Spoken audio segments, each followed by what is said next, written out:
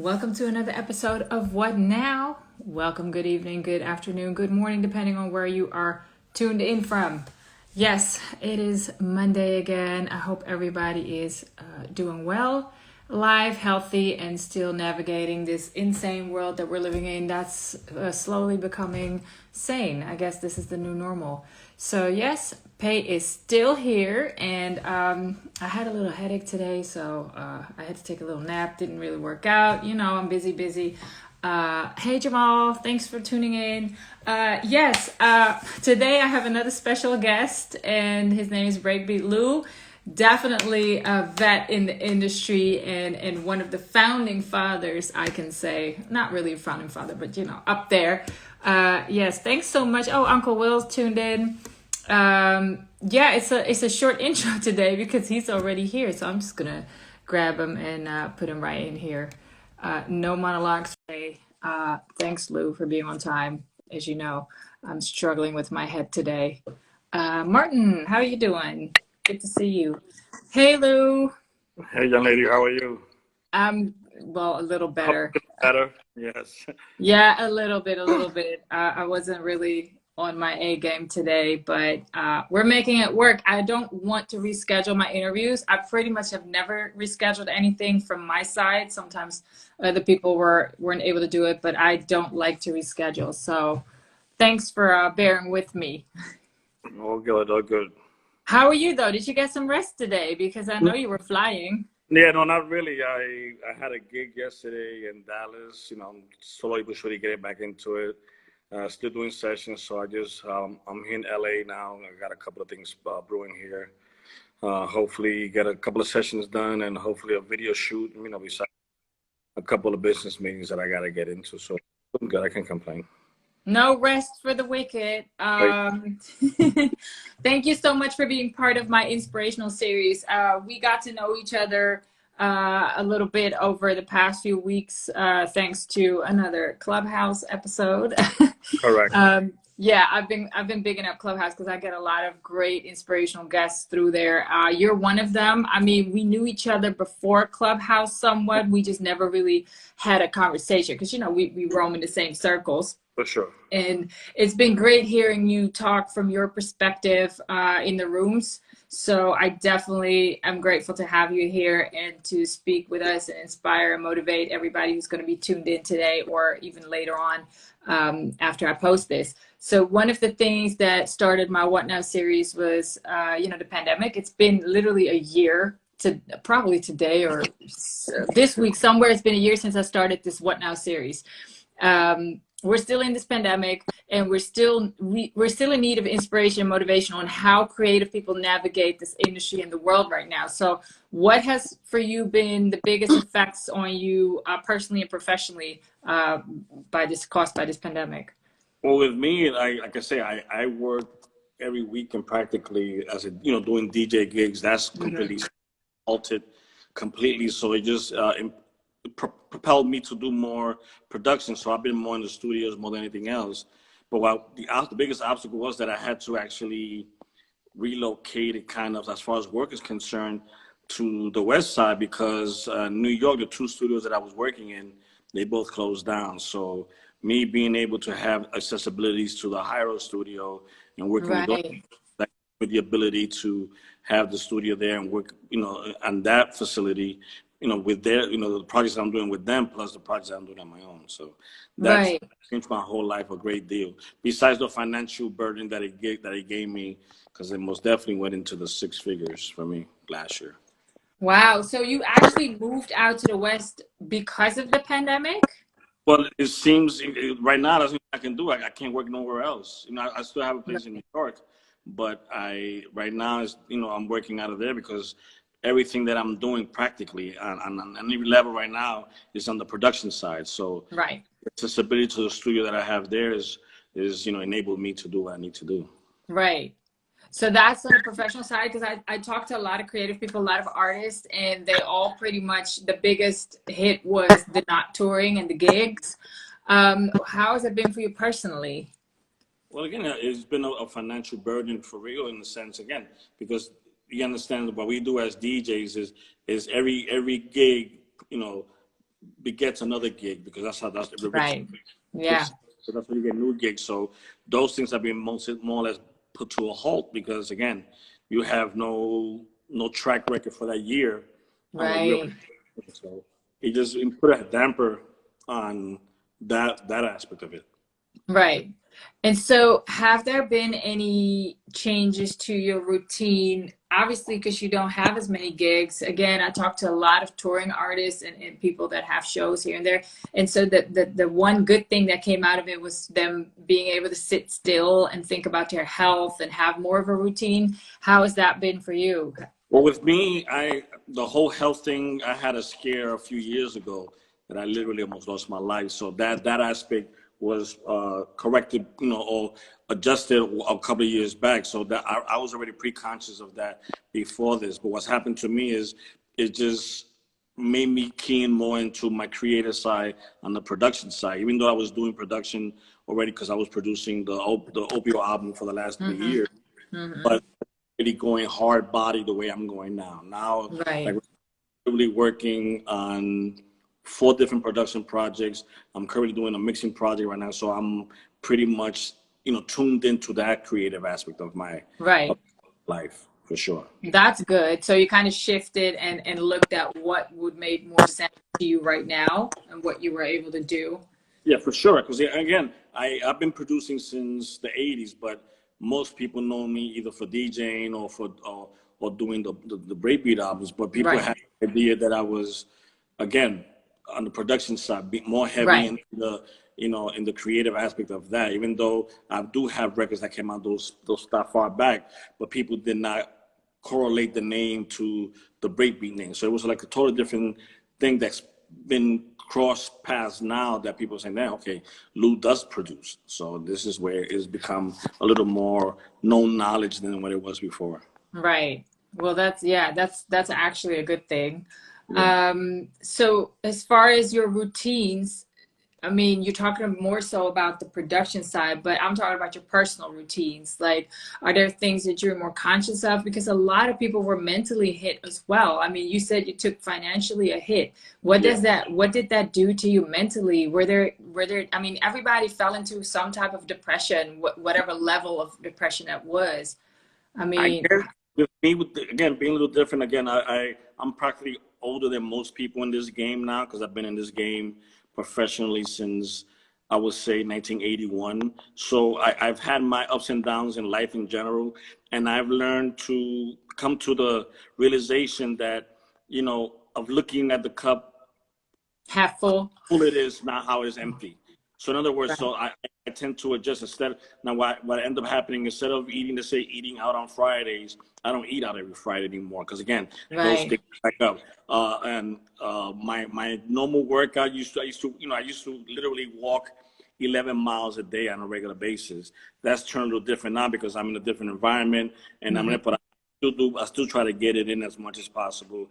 The interaction, I'm a very personable person. Even though I'm very shy, but when I am in my normal routine, I normally hang out with, there's a few people that I do hang out with on a regular basis, like Laura Finesse is a good friend of mine, Right. Boogie Pine is a good friend of mine. They do their walks every They do morning. their, so, and other guys, a few people that I do hang out with on a regular basis, that been diminished, but again, I've learned through trials and tribulations in my life that I live, learn, and adjust. That's what I live by. So again, does it become a little more conscious of how life and time, the preciousness of it?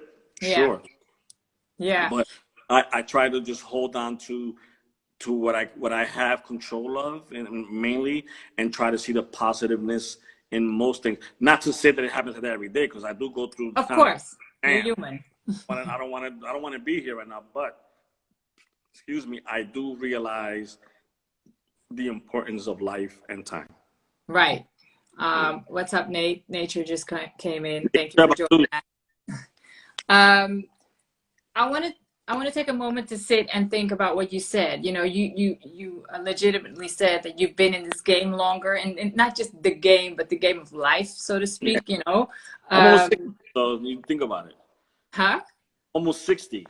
Yeah, so that's my point. So Yeah, we're not necessarily only talking about music or industry. We're talking about life. This whole platform that I created with the What Now series is pretty much about inspiring everyone. It started out with musicians, but it's all creatives and pretty much all people. We all need inspiration. And so I take pieces from my guests that they apply in their life and take it and apply in my life, so I can have the tools to have a better outlook, or to, you know, have somewhat of control over what I can and can do in this life. So going back to that, you have your experiences in life, and you know, you look at it as to, hey, what do I do have control over? What can I do in this life to at least do what I want to do? And those are the things that, you know, when I entered this pandemic, and I've said it in several talks before, I was prepared for this because life threw me so many curveballs that for exactly. me, this literally was, I don't want to say nothing, but it was another one of those things. I'm like, oh, another setback. But because I've had the practice, I was okay. And yes, the whole industry is down, and sure, that's all, you know, the same issue for everyone. But the mental dealing with it, I instantly created solutions for myself. This platform was one of them. It wasn't necessarily a solution, but it was, you know, I wanted to do something to help people feel better, even if it's just an hour a day or however many days I did it at the beginning. Mhm. And it was a snowball effect. It turned into a lot of networking, a lot of great other things and potential business. So for me, I guess I was up on it, figuring it out. Just like you said, you know, you figured it out. Hey, I got to move like this. I got to move like that. That's And I the tools think that I want to give out to people. the biggest aspect that I learned a long time ago is two things: remain teachable, and try to see, you know, the tenderness and the pricelessness of time and life. Yes. Because people don't, you understand. Like right now, I'm thankful for this. You decided to give me an hour of your life. You didn't have to give me this time. You feel me? So I take that literally as a gift, because again, you could have been doing anything else that you wanted to do. You, like you said, you had a bad headache, and I understand. Like I told you, love, you don't have Right. to, because again, time is precious, and people don't Yeah. understand that time is extremely precious, and it's invaluable because you don't get, Yeah. by the time you don't get back. So this Right. is what I learned. I live every day to the fullest, and one of the conversations that I think you and I had Yeah. via it was text. I saw you that I'm very expressive because I don't know if I Yeah. will get a chance to talk. I mean, right now something can happen. I could be here, I could be gone, and if Yeah. I didn't speak to you, so I'm honest to a fault. Never malicious, but I'm honest to a fault. So anything that I'm inspired to tell someone, I'm going to say it because life and time is that precious. Yeah.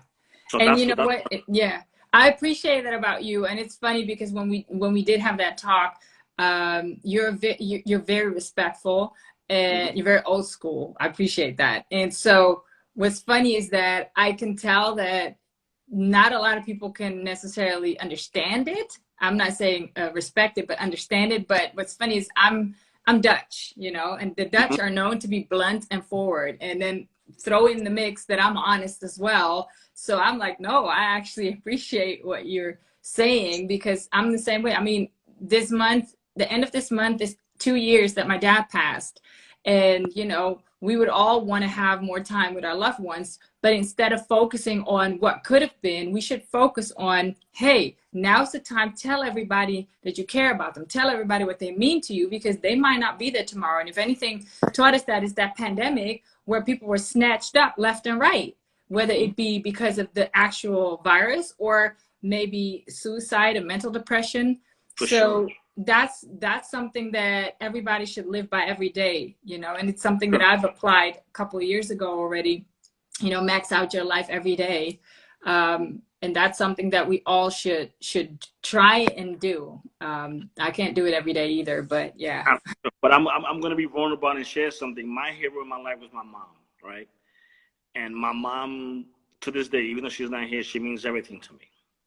So the day she passed away, and again, this is the reason why I changed the way I live. The day she passed away, I usually go see her on one particular day of the week.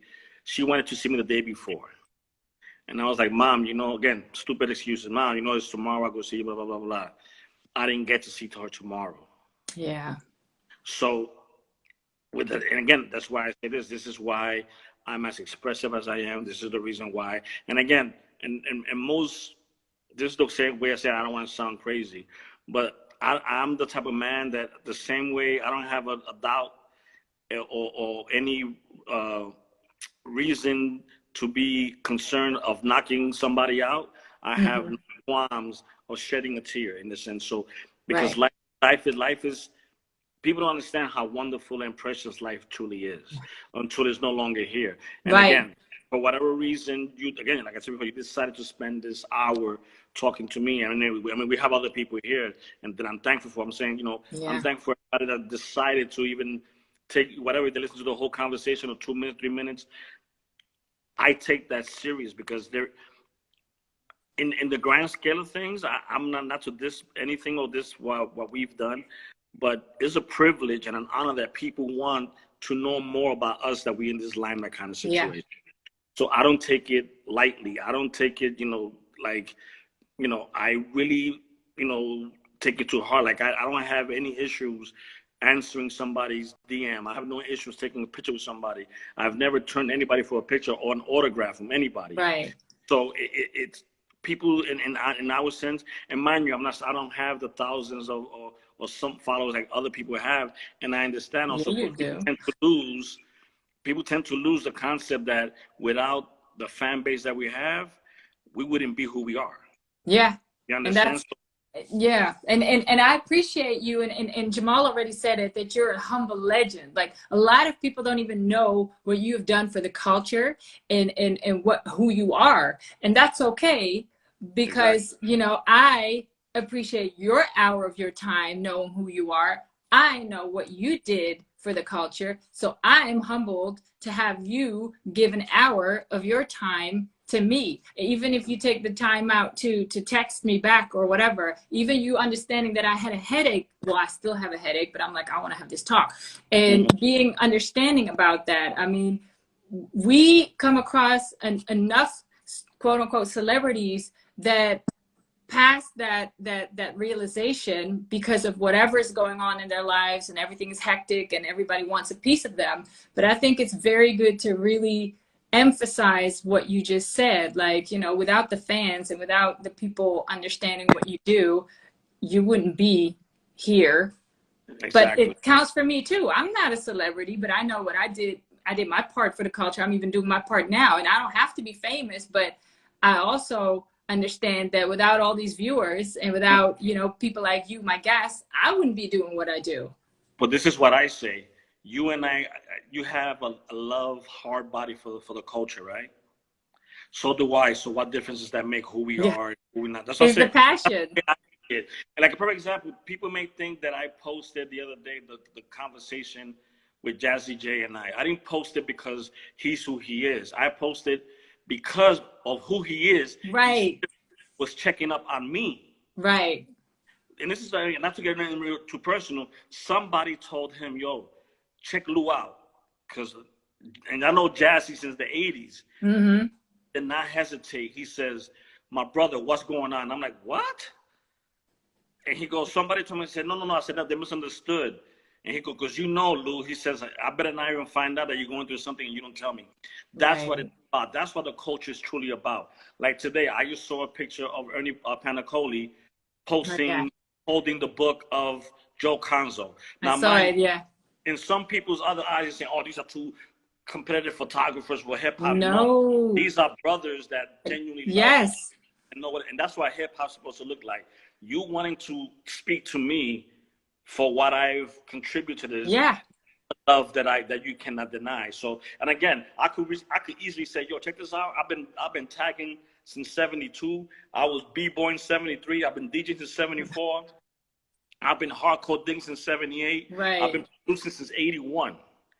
I know Bambaataa. I could say all those things. Right. But what does that take me at the end of the day, love? It's what you did and what you are now doing, and the passion that pretty much connects us all. It's honestly, I can say here too, like, hey, I'm friends with such and such and such, or I've got to know such and such. But what am I doing?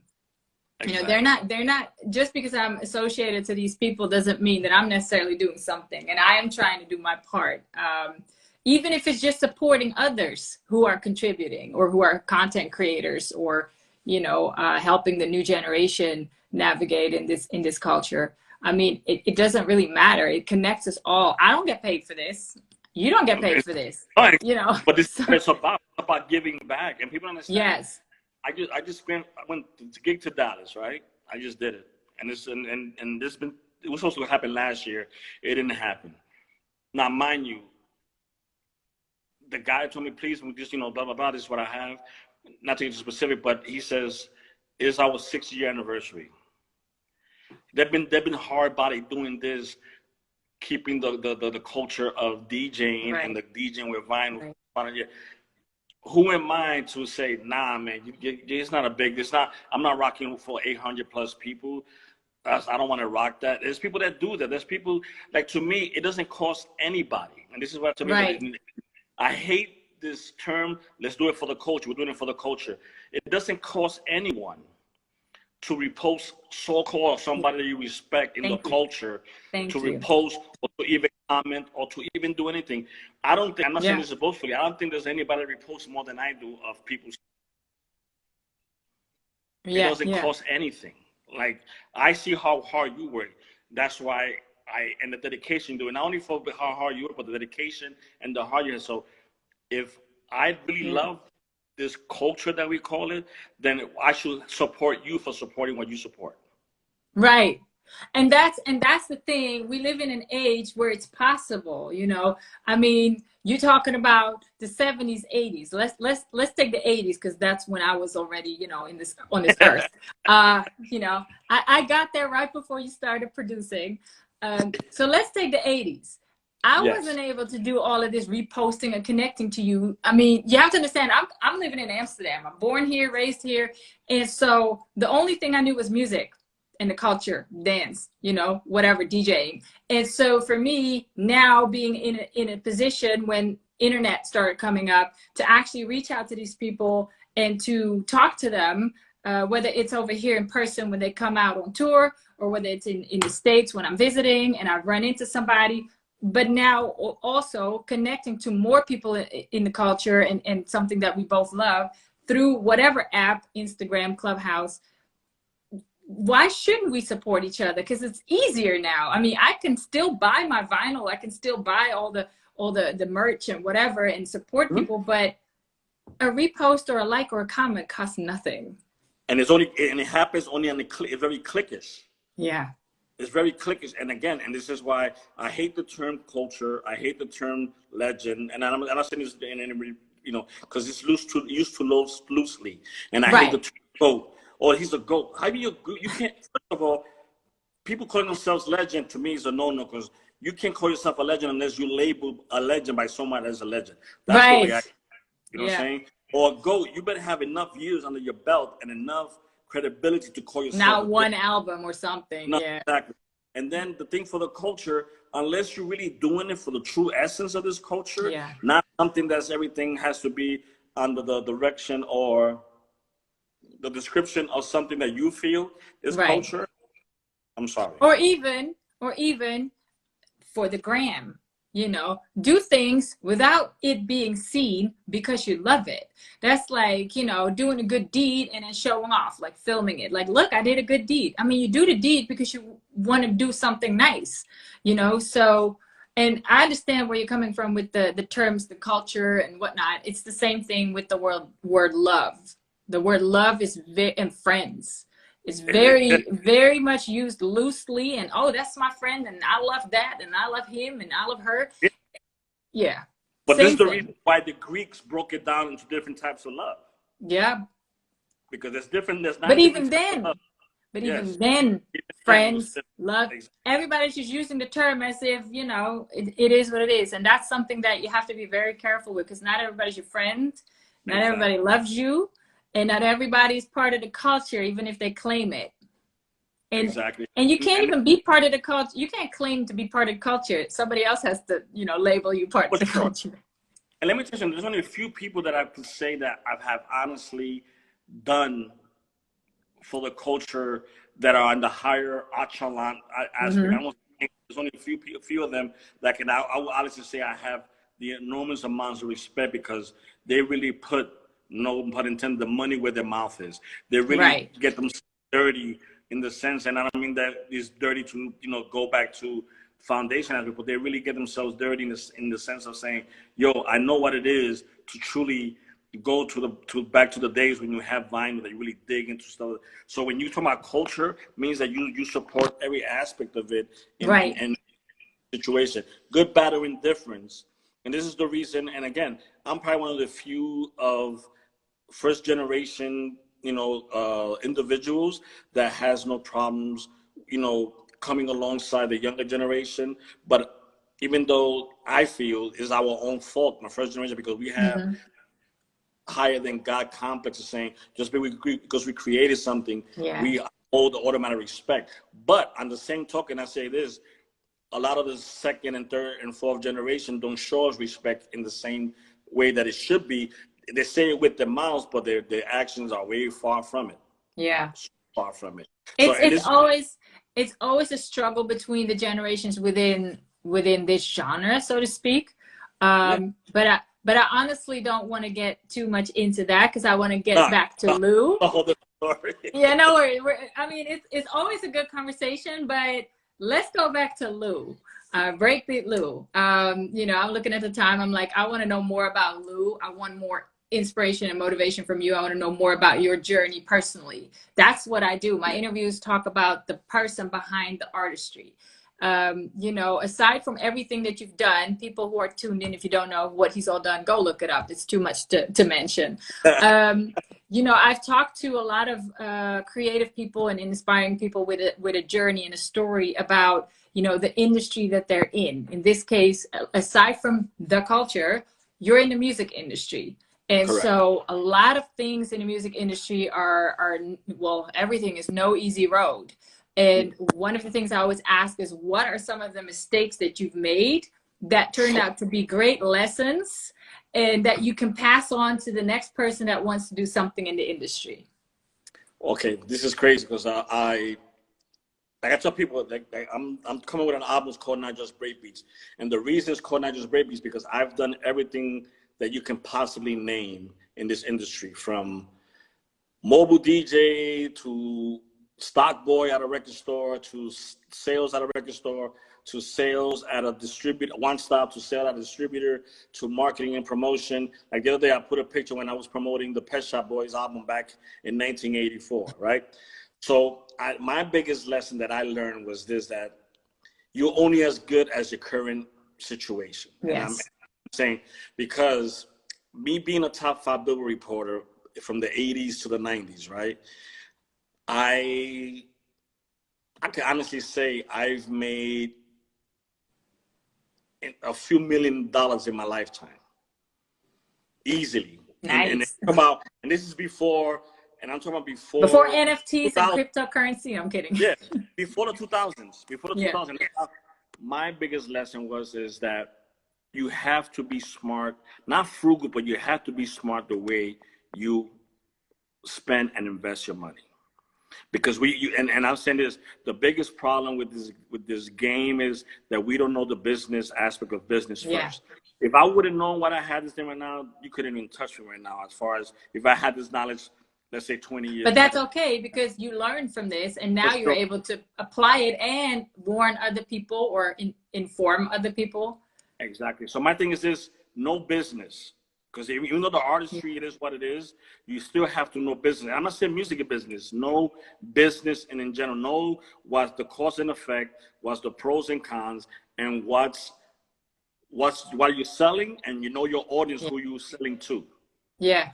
So that you know that at the end of the day, this is your commodity, and this is what you have to invest with, and this is how much you are projected to earn, and this is what impact you're going to have. So you have to know business more than anything else, and I mean business first, and not, it shouldn't, if you do it the right way, it shouldn't affect your artistry, but do not lose the aspect of business, because there's so many guys nowadays that have had enormous track records on the record books, but their wallets show nothing for it. I know. And you know what? I had a master class last week that I was given to some new artists. And I always start with, as an artist, you are a business.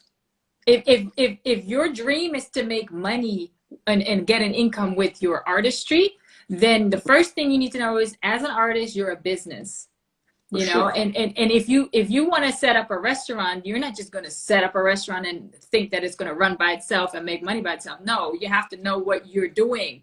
So as an artist, yes, you may be able to make great music or paint great paintings. You have to know what you're doing if you're trying to earn your income with your talent. Exactly. And what I would say, and I hope people don't take this the wrong way, you have to be dogmatic and you have to be involved in every aspect, because money changes people. And if you don't know what's going on, you could easily get lost in the midst of where your business is going and end up at the short end of the stick. Yeah. I've lost a lot of money by not being involved in every aspect of my business. Even though I'm the artist and I'm the commodity that's being used to do what I have to do, but I still need to know where each income and outgoing is going to and coming from. Yes, and anything that has to do with my name, anything that has to do with my name, my brand. Nowadays, I'm the biggest pain in the butt because I need to know everything. I need to know everything. Like, I have a joint venture on merch. Thank God, the guy that I'm dealing with is a guy that I know for years. He's like my brother. And I had no problem saying, I need a breakdown every week. I don't care what it is. Yeah. I need an itemized, I need an itemized breakdown every year. I need to know exactly what I went to postage. I went in, blah, blah, blah. Of course. You have to. Again, it's inventory too.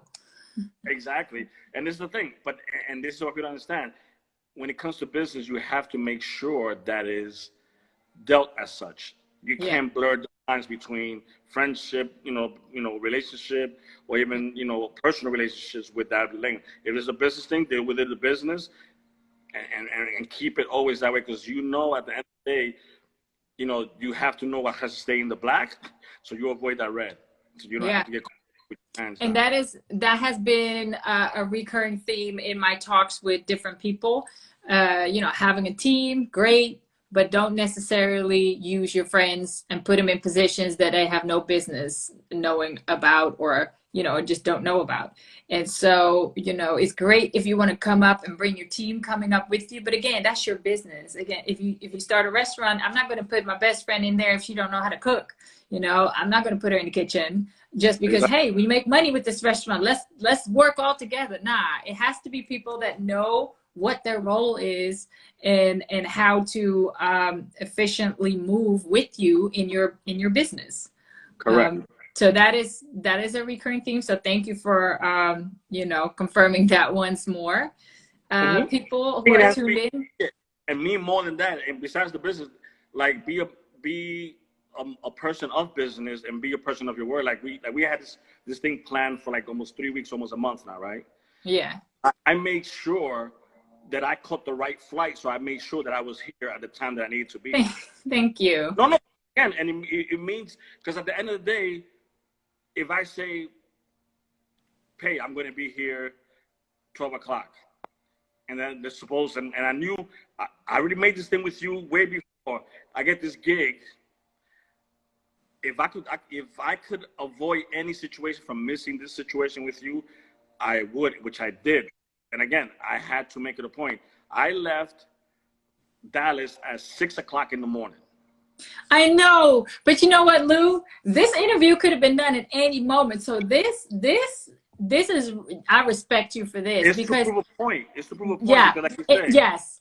I'm a man of my word, and if my word is what gives me my character. If I'm not a man of character, then that's something my mother told me. And this is something that a lot of people do not understand in this industry. Because when something better or more important to them pops up, they're easy to swipe something else away. When relationships are everything in this industry, again, recurring theme. But for you to sit there and say that you really made it a point to catch this early ass flight to be on time. And I was going back and forth with you on the time because the clock done changed over there and I'm all messed up with all my my meetings and stuff. But I really appreciate you being so Let me flexible and then tell you, still. and I'm saying this. Yeah, I'm not saying this boastfully, and I made this. I purposely got a plane that had Wi-Fi just in case something happened, so I got these texts. No, seriously. Oh my actually, gosh. I text Ali. I don't know if Ali said it in the room. I was trying to get on Clubhouse on the plane, but the freaking the Wi-Fi wasn't good. With So the breakfast thing? Say that again? Was it on the breakfast battle? Yes. Because we saw you were in there, and I was like, wait, isn't he supposed to be on a plane? Because you told me you were going on a plane. But it wouldn't work. So I text Ali to let her know in case anybody try to shout me out or talk to me. Right. This is the reason why. But I knew you were on the plane. So because I wanted to make sure in case anything changed with you or something changed with me that I would be able to communicate with you. Man, there's my good friend Malik Yoba once wrote a book about time, being on time. If you respect somebody's time, then that will always put you in a good light for the other person, because or even now in the time where we all have phones, it costs nothing to let somebody know, hey, I'm 5 minutes late, or hey, I'm 10 minutes late. And it's funny, I come from the era where if you said you were going to be somewhere at 2 o'clock, you were at the street corner at 2 o'clock, because you didn't have a chance to say I can't be there, or hey, something came up. And also, if something came up and you weren't able to warn the other person would be worried. They wouldn't be like, oh, they stood me up. They're like, what happened? That was the first thought that comes to mind. Like, hey, what happened? Instead of, oh, they stood me up. Now it's like everybody's so negative and so out for self. I'm too old school for that. Let me tell you how crazy I am. I 90% of the time I headline whatever event I'm in, right? So if I'm the headliner, right? If the club opens at 9, and I'm not going into 1 o'clock, I get to the club at 9 o'clock. Yeah. I want to make sure I'm not late, and the other reason is if I'm playing with other DJs, I think it's an injustice in this day and age for me to play the same record that the DJ played an hour before I did. So my time, me being on time for something is crucial, and me being professional about my business is crucial. So this is what I say again: if I give you my word, and this is when you reached out to me, it had to be at least almost between a month to 5 weeks ago. Yeah. It was a while ago. Yeah. And I gave you my word. So that word and that appointment to me holds water over anything that came afterwards, because I was done, set and done. Yeah. If I had to change it, then I would have told you prior to. But anything can happen if you let me know. I mean, even me, I'm sitting here with a splitting headache, but I wanted to do this interview because I don't want to reschedule, and I'm also a woman of my word. I'm going to do this unless I'm literally on the floor crying and whatnot. Sure, I will cancel, but I'd rather not cancel anything, because yes, this is not a paid show or anything, but this is needed, and I wanted to speak to you because I've been looking forward to this for weeks now. And if I now hear that you took the time out to get on that plane, I'm happy. I'm sitting here with a headache, and actually the headache is now leaving me, because it makes me happy that you didn't go through all of that for me to just cancel, So I'm happy with that. No, but that's a different story. Life does happen, like you said. It's like me. I made sure I was in the room when you were in the room. I didn't want to waste your time. I mean, things have happened before that I've been late, but it's out of my control. But if I have to be on it, I'm going to be on it. Like I said, I went to a quick brunch. I said, I got to be back because I got to do this thing at 12 o'clock. I ain't playing. And you ain't even sleep. I'm like, thank you so much.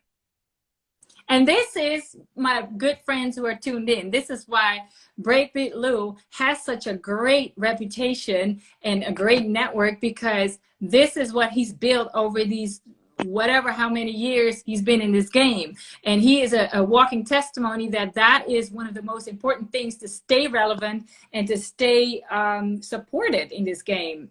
because support doesn't only come because somebody's making great music or doing good stuff.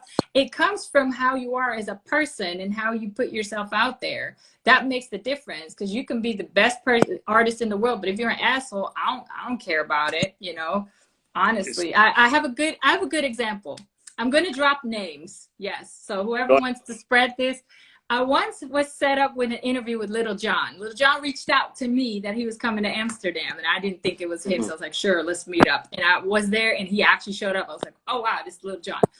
And Little John was so disrespectful to me. Like, oh, you're that bitch with the radio show. I'm like, wait a minute, hold on. I'm not a bitch. What are you talking about? It was the way he was talking, but still disrespectful. And so he starts pulling my hair, talking about, all you black women have weaves. I'm like, I'm not black. I don't have a weave. What's going on? And he starts saying real disrespectful stuff. And then I was like, okay, I'm out. I'm going home. And he asked me, didn't you want to do an interview? I'm like, nope, I'm good. I left. The next day, and he was at the top of his career at the time. You know, he had all the #1 hits and stuff. And so the next day he asks me, do you still want to do the interview? I'm like, nope, can't do it today. Fast forward. Later on, he has a show over here, and I stayed in touch with his security guy because I was talking to him because he was nice. Mm-hmm. And so I went there, and he knocked on the little door from the dressing room, and he's like, John Pay is here. And he was super nice to me. He's been super nice to me since. Because I think it also showed some type of respect for me, that I was not interested in this shit if it went a certain way. Like, yo, I'm not getting paid for this. It's all good. 100%. No, and that's the whole thing. You people will get away with what you let them get away with. Yes. And this is why I say to people all the time. At the end of the day, and this is something that I've been saying for years, at the end of the day, you're gonna respect the little white hairs on my beard. You're gonna respect those, because we have in Puerto Rico, we have these things that, you know, you respect your elders, and the elders usually are known by the grade. Yeah. At the end of the day, fam, I don't care what it is. You could like me, you could not like me, you could love me, you could dislike me or hate me. But one thing that you're gonna do, you're gonna respect the little hairs that's white in my face, because I earned these, son. Right. I earned. So, and I said, we can go at it. You can lump me up, but you're still gonna respect me. I don't care what it is. At the end of the day. And you know, it's funny. That is why I don't have any problems telling my age, because I know my ass looks young. But if I tell my age, that's when the respect level even, you know, rises. Because if I don't tell you how old I am, you don't understand how much years I put in this damn game. You know, so I don't mind. I don't mind my age, because that shows. Because I'm not talking here on some 5 years. No, I'm talking 20+ years as well. That's not nothing. So there you go. And this is what I say. It takes us that we've been in this game for long to reciprocate and show others. I'm gonna respect you, but that has to be reciprocated back to me. Yeah. This is a situation I've been blessed to do lectures, right? So I went to Stanford in the Bay, right? So I did 2 lectures. I went there, so there was young kids. So at first I went there, I gave a quick synopsis of what I did, and they were all like this, me mugging me. So then I said, okay, I'll open the floor. So then I said, so why you think about Tyler, the Creator? Why you think about Drake? So then I broke it down to them, because I do my homework. You know, at the end of the day, it's still music. I do my homework. Right. I was there. It was supposed to be a 45-minute lecture, right? It ended up being an hour and 10. By the end of the finish, there was 15 kids surrounding me, still asking me questions. And the reason why is because I gave them the respect first, to show them that I warrant respect at the end of the day. Yeah. So that all the time, if you cannot establish that your space is a space of respect, by you giving it and you're expecting it back, then you'll never establish anything positive. So this is what I say about my generation of this culture. We have to learn how to be reciprocal in the respect factor, because if we don't want to really get it, we have to give it. We have to. But you know that goes hand in hand with support, because if you support the newer generation in whatever they do, instead of just being stuck on it used to be like this and it used to be like that, then there's no respect either. So I think support is one of the, you know, aside from respect, support is one of the biggest things that we really should be handing out to people. We were talking about it earlier on, on the social media, reposting and stuff. But if you truly support, because what you showed those kids is that you support them by knowing what they're doing. That is support. Just the fact that you familiarized yourself with it, you did your research.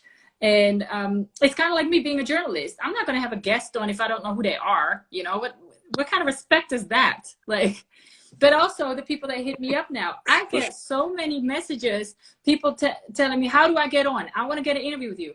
First of all, who are you? They don't even follow me. They've never liked anything. They haven't even watched any of these What Now episodes to know that this is not a platform to promote artists. This is an inspiration platform, a motivation platform from people with a journey that have their years and their miles on them. Not some new artist that wants to shout out what album they're doing. It's insulting to me. Like, how do you expect me to put you on when you don't even know who I am and what I do? Exactly. And this is what I mean. And this is the reason why I guess we've developed the relations that we have, and then with a few people that have also from the clubhousing that we do, right? And Nature and then a few others. That's the only room I've been in Clubhouse that you get that amount of attention in a positive way. Yes. That you'll get a respect kind of factor. I never asked for anything. As soon as I went in that room, I think you and I think somebody else said, "Oh, there's Lou just came in the room," and all of a sudden I was already a moderator without even me saying anything. So again, it meant a lot. It meant the world to me because again, I didn't say a word. I didn't even put my hand up or anything. Hey, that's respect, instant respect. What I mean. So then that shows me that again that the little bit of work that I've done for this culture has meant enough to some people that they give that petal of a rose in that kind of situation. You feel me? So this is what I see, and I tend to give people the same thing. No, exactly, and that's what I do. I don't think there's many of us again that like we do that to most people that are willing to give something first, getting something in the beginning, and I think, like I said, you by example. It's supposed to be each one teach one, right? Yeah. And it's been since the 60s, like with the Black Panthers and different, activist movements. So when you get to that aspect and you put it in life, in reality, and not just in words, but in deed, then that's where the true change comes about. It's like the thing you put up today with the scriptures that show different aspects of what the meaning can be. Those principles mean a lot, and you have to understand something. We have to, and I talked to somebody earlier about this. They asked me, "Yo, Lou, why you always, you always, coming to me, and you always make me feel good?" I said, "Dude, we all have imperfections. I'm gonna look at you, like I said earlier. I look at you at the fullness of your cup, not the emptiness. We all have emptiness in our cups, but I'm gonna look at the fullness. Like I said, I look at Pay. Pay is a dope contributor to the culture because she truly loves it. That's the reason why I agree without even hesitation, because I know I already I know what you about, and it gives me comfortability of saying, okay, she's not gonna ask me the mundane question, which is your favorite breakbeat?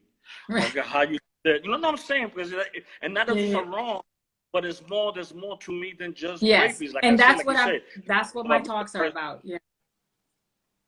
And it comes to the aspect, because those breakbeats wouldn't have been done if I wouldn't be the person that I am, because it took the love and the passion that I have for what I'm a part of to be that kind of contributor, if that makes any sense.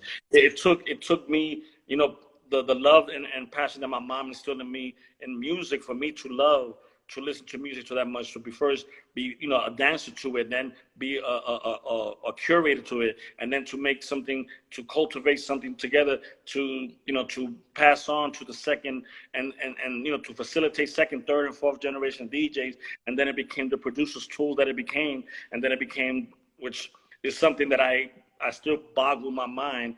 Right. Dan Charnis is, right? Yes. Dan Charnis, but he said that I have the largest sonic DNA in music history. Wow. And I'm like, how you figure? He goes, Lou, by what you put out, your recordings and how many times it's been sampled, and sampled by who sampled it, and people like that. That's amazing. And it bugged me out. And again, thinking about it that way, I'm like, wow. So as you think about it, everybody from Premier, J. Dilla, Salaam Remi, Prince, Michael Jackson, George Michaels, Madonna, Mariah Carey, everybody, Jay-Z, there's not many of them. It's insane. Yeah, your reach is just David Bowie. It's like, it's ridiculous, and how you think about it. And I remember when the first time I came back to the game and I was DJing, and I saw this Asian guy come to me. He couldn't word of English, but he could say, "Breakbeat Lou, please sign." And right. Somebody taught him that right before. Exactly. So I'm like, if you can impact somebody that much, then you have to be thankful for what you've been blessed with. And what you're doing here now, and I commend you, and I give you the highest accolades of everything. Because again, people talk about the 5 elements of hip hop, but they forget the fifth element is knowledge. This is the biggest thing that we can give, because this is something nobody can take away from us. The knowledge that we obtain, they can take away from us. Thank you for saying that, because I've been so frustrated with the clubhouse rooms talking about hip hop, but then only focusing on rap. And it's just every time I'm just like, no, it's not. Hip hop is not rap.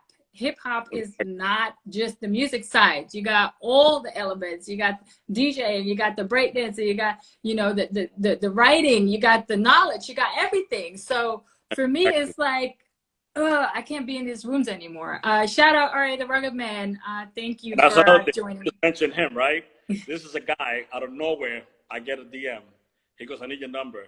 And he goes, "OG, I need a beat from you. I just need a beat from you. I need it." And I'm like, "What you talking about?" He said, "I'm doing an album. I need a beat from you." And I was like, "Yo, dude." So right away, I listened to it. The first beat I sent him, he took it. And he goes, "Yo, this is crazy. How you make it sound so hard?" And I'm like, "Dude, this is what I do." And again, and he goes, and I said, "That's not even mixed. That's just straight up the way he sampled." But again, and this is, and the approach that he came to me, he's like, "OG, I need something from you." Right. And, and he said, he never heard any of my productions. He knew that I did beats. That's what he said, "I need something." And first, and again, like you mentioned him, he's a guy that is a true to the culture and a true student to the game. I love art. So, he's crazy. I love him to death. But, he's a great father, which is dear to my heart. And then he's man, for those who don't know, listen to his last album. His last album is insane. Like, yo, and if you... first song is my song. And if you don't know, I did an interview with him last year during this pandemic. So, go check that out. He has the most trolls anybody has. So that was an interesting conversation. But RA, if you're still in here, I love the way you defended me and how you always ride for me as much as I ride for you and the culture. So thank you. I know we're getting short on time, so I want to see what questions people had. Sure. Okay. Let me see. There's a couple questions. How important is representing Latinos to you? From Jimmy. Woo, that's heavy because, Jimmy, my Puerto Rican brother, it's heavy to me because sometimes we're not looked upon the original equation, and we were there from the beginning. The that you saw were predominantly Latinos. The early DJs that I know that were Latinos.